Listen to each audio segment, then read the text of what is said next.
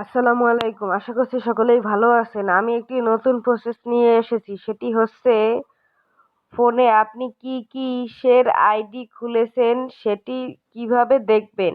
প্রথমে সেটিং অপশনে চলে যাবেন। তারপরে এইখানে একটু নিচে নামলেই দেখবেন এই যে এখানে একটা মানুষের চিহ্ন দেখতে পাচ্ছেন, সেইটিতে ক্লিক করবেন। তারপর এই যে দেখতে পাচ্ছেন আমি কি আইডি খুলেছি সবই কিন্তু আছে। আরেকটি কথা, শুধু ইউটিউব বা বিটমেট আইডি খুললে কিন্তু এই জায়গায় দেখতে পারবেন না।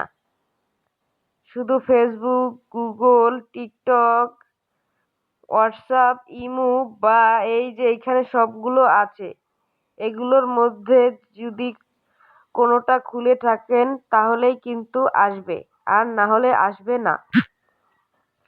যদি ভিডিওটা ভালো লেগে থাকে তাহলে চ্যানেলটিকে সাবস্ক্রাইব করে দিবেন আর লাইক দিয়ে দিবেন। ধন্যবাদ।